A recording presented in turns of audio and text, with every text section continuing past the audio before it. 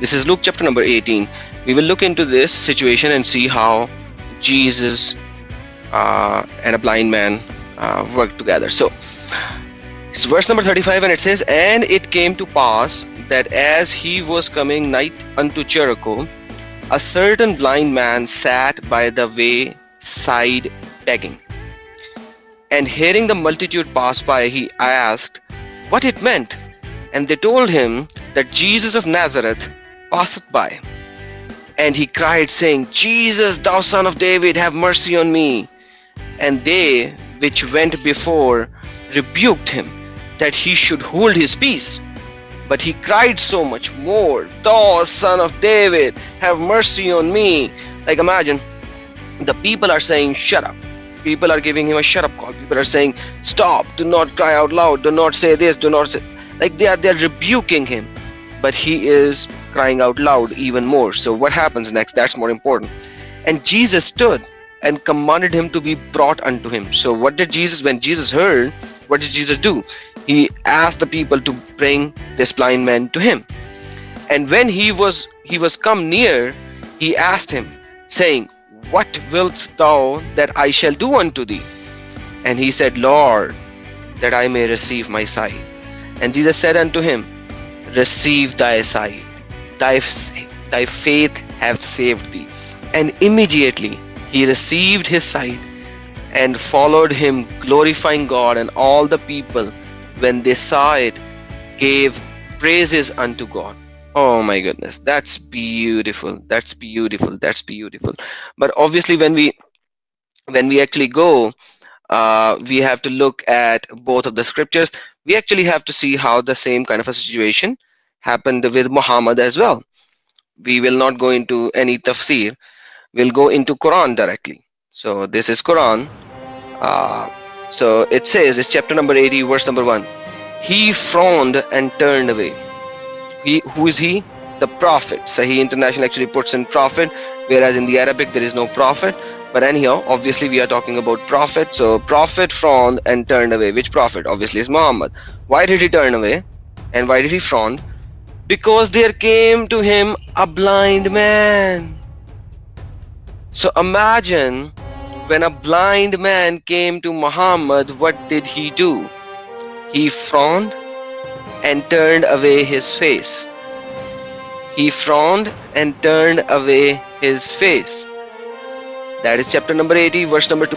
This is Tafsir al-Jalalain, and it describes in a little bit more details that because the blind man came unto him, the son of etc., who interrupted him. So the blind man did what? Interrupted him. So these tafsir writers has to make it sound good. So interrupted him while he was busy with the nobles of Quraysh. Oh my goodness. Muhammad was busy with the nobles of Quraysh, and that is why Muhammad frowned and turned away. So imagine that this prophet of yours was busy talking to noble people of Quraysh, but then a blind man came to him. And because the blind man came to him, he was a poor blind guy. The prophet frowned, made a face, and turned away his face, because he was speaking to nobles of Quraysh. Who is noble? That's the problem. Who's noble? The person with money? Why? What did Jesus said when people said that you will eat with sinners? Because he accepted the invite of a tax collector. And what did Jesus said to him? I came for the sinner. I came for the sinner. Let me look into Asbabul Nazul. Maybe Asbabul Nazul would have something better. So let's read what is happening.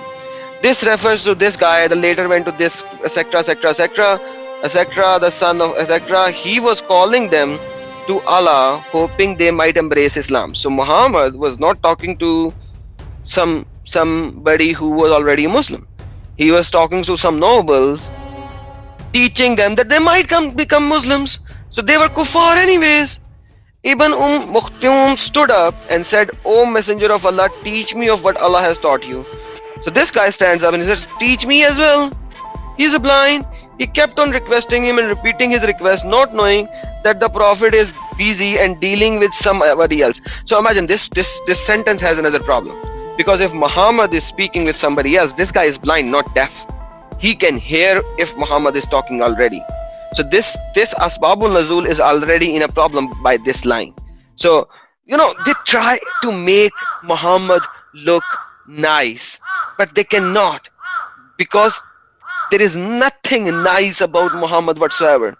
Anyhow, let's read further. Signs of annoyance appearance on the face of Muhammad.